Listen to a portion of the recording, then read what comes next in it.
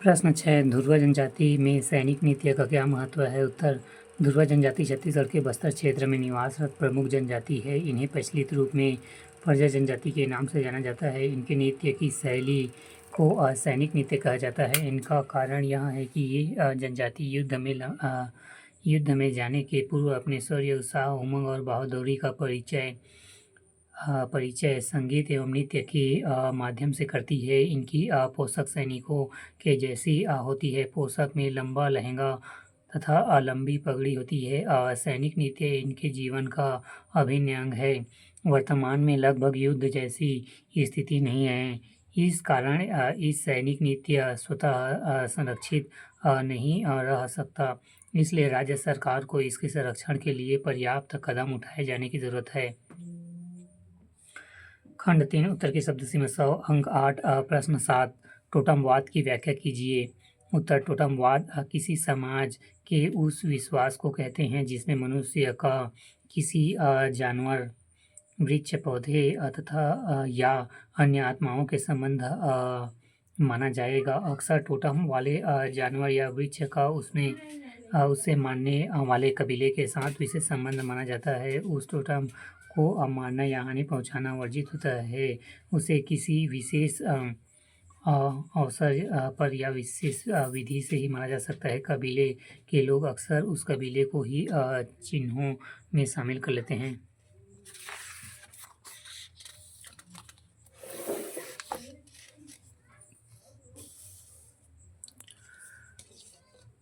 भारत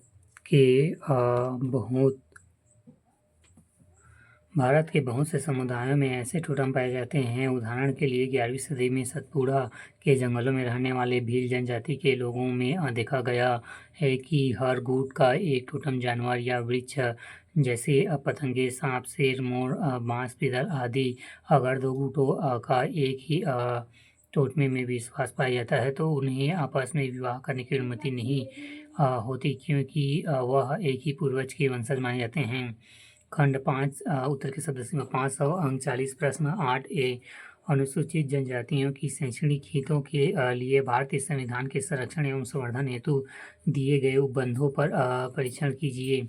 उत्तर किसी भी समाज के विकास का मूल संकेतक उस समाज का साक्षरता दर होती जिसमें समाज के सभी वर्ग सम्मिलित होते हैं। भारतीय संविधान में अनुसूचित जनजातियों के शैक्षणिक हितों के संरक्षण एवं संवर्धन हेतु भारतीय संविधान में 3 प्रमुख उपबंध विशेषकर अनुसूचित जनजातियों के शैक्षणिक हितों से संबंधित है। अनुच्छेद 15(4) में यह प्रावधान किया गया है कि कोई बात राज्य को सामाजिक और शैक्षणिक दृष्टि से पिछड़े हुए अनुसूचित जनजातियों के लिए कोई विशेष प्रावधान करने का निवारित रोकेगी नहीं करेगी। उसी प्रकार अनुच्छेद 46 में यह प्रावधान किया गया है कि राज्य को अनुसूचित जनजातियों के शिक्षा और अर्थ संबंधित हितों की विशेष सावधानी से अभिवृद्धि करेगी। एक अन्य महत्वपूर्ण अनुच्छेद 335 है जिसमें उल्लेख है कि संघ या किसी राज्य के लिए नियुक्तियां करने में अनुसूचित जनजातियों के दावे का प्रशासन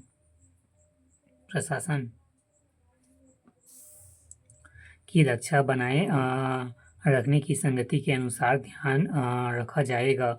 उपरोक्त प्रावधानों में प्रथम 2 प्रावधान शिक्षा से और अंतिम प्रावधान रोजगार से संबंधित है। यहाँ ध्यान देने योग्य बातें हैं कि शिक्षा का एक उद्देश्य रोजगार की प्राप्ति भी होती है। अतः इन प्रावधानों का प्रशिक्षण इन 2 घटकों की परिधि में करना अति श्रेयस्कर होगा।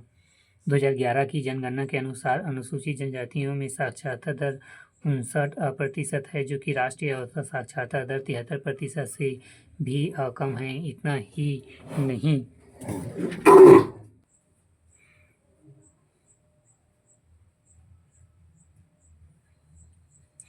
यहाँ से पढ़ते हैं। 2011 की जनगणना के अनुसार अनुसूचित जनजातियों की साक्षरता 29% है, जो राष्ट्रीय औसत साक्षरता दर 73% से भी कम है। इतना ही नहीं, जनजातीय महिलाओं की साक्षरता दर भी राष्ट्रीय औसत साक्षरता दर से कम है, जो भारतीय संविधान में किए गए प्रावधानों से ठीक से लागू न किए जाए और अनुसूचित जनजातियों के समुचित विकास न हो पाने की ओर स्पष्ट संकेत करता है। इसलिए यदि साक्षरता दर ही कम है तो रोजगार दर भी अधिक नहीं हो सकती। तो सरकार को जनजातियों की शिक्षा दर बढ़ाने और उन्हें रोजगार की उचित अवसर उपलब्ध कराने का प्रयास में वृद्धि करने की ज़रूरत है, ताकि भारतीय संविधान की लोक कल्याणकारी अवधारणा को साकार किया जा सके।